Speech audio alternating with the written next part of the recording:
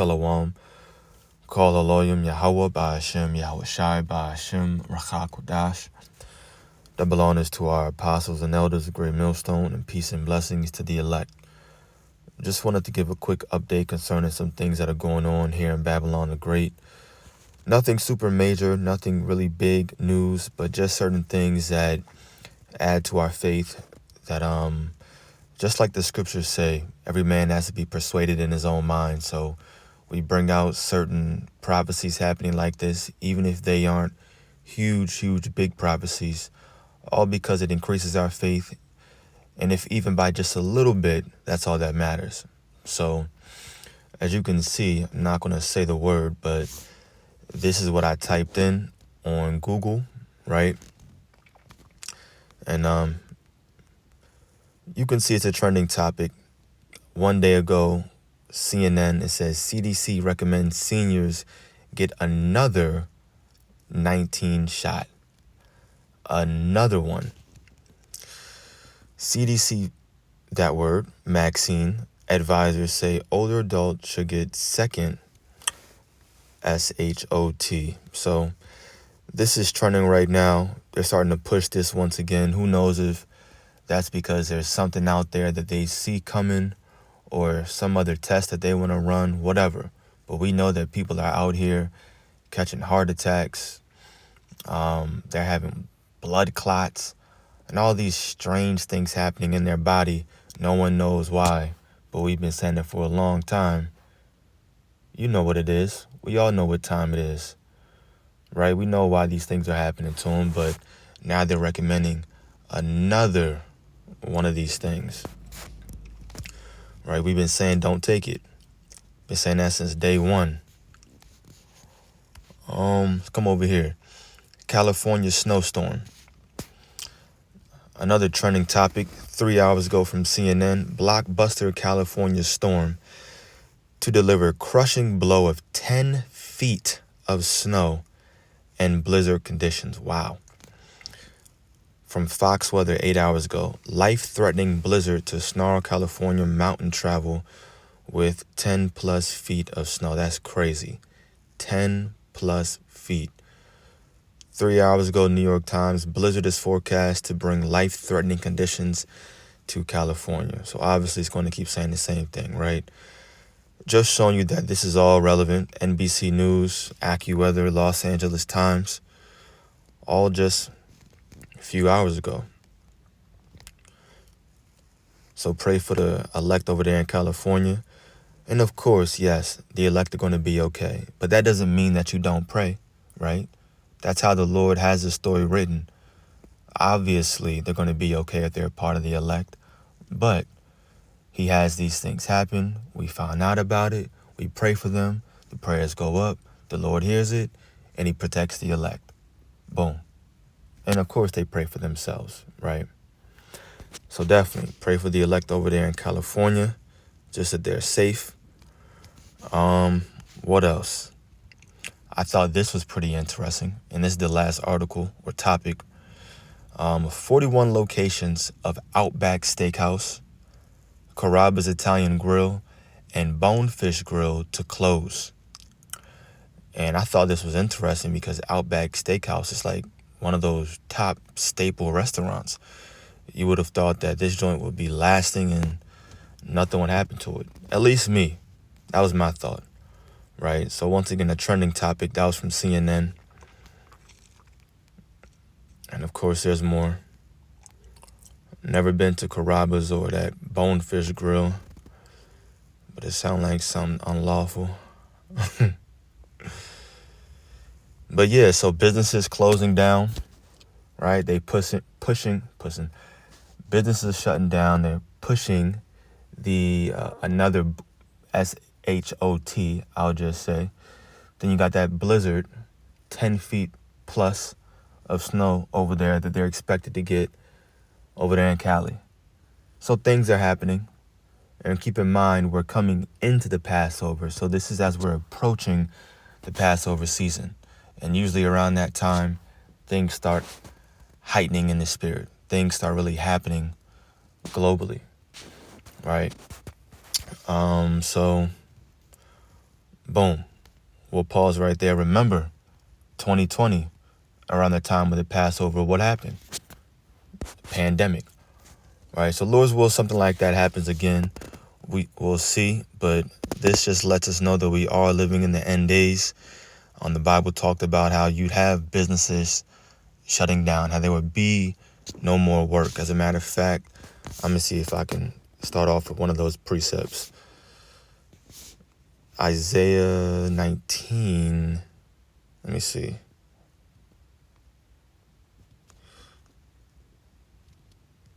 Yeah, that's it. Now, when it says Egypt here, it's talking about a future Egypt. It's not talking about the ancient Egyptian empire that was already passed by this time. So it says, Isaiah 19, verse 14, the Lord hath mingled a perverse spirit in the midst thereof. And there's definitely a perverse, just wicked, nasty spirit. It's corrupt spirit here in Babylon the Great. And that's the reason why it's going to be destroyed. And they have caused Egypt, meaning America, to err in every work thereof, as a drunken man staggereth in his vomit. Neither shall there be any work for Egypt, meaning the people in Egypt, or the people living in America. Neither shall there be any work for Egypt, which the head or tail, branch or rush may do. Why? Because we're coming into the biggest collapse that the world has ever seen. Babylon the Great will experience a collapse far, far, far greater than the Great Depression of, 1929, I guess, when it started. And you got different economists and analysts, I'll say, economic analysts, there we go, are stating that. That's not just me, but it's also in the scriptures too. Right? The Bible prophesied of a very great and terrible time. Matthew 24, verse 21, for then shall be great tribulation, such as was not since the beginning of the world to this time, no, nor ever shall be. So we're stepping into the worst time that the world has ever seen or will ever see. That's what we're coming into. That's what we're talking about when we use that label, Jacob's trouble, that you find in the book of Jeremiah chapter 30.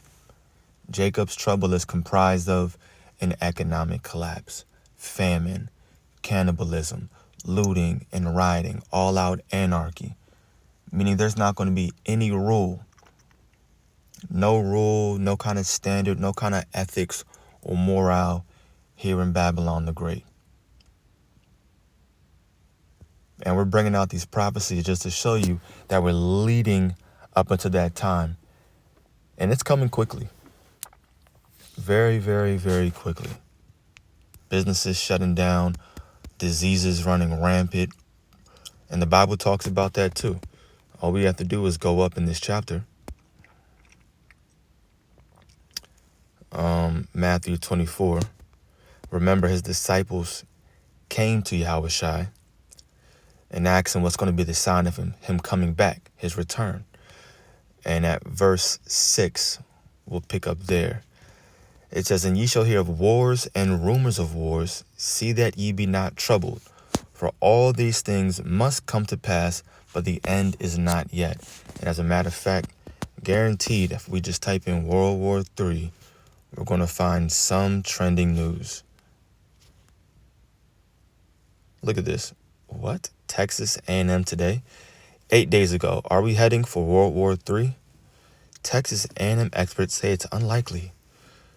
Yeah, well, you guys are not experts then. Let's see. Let's scroll down.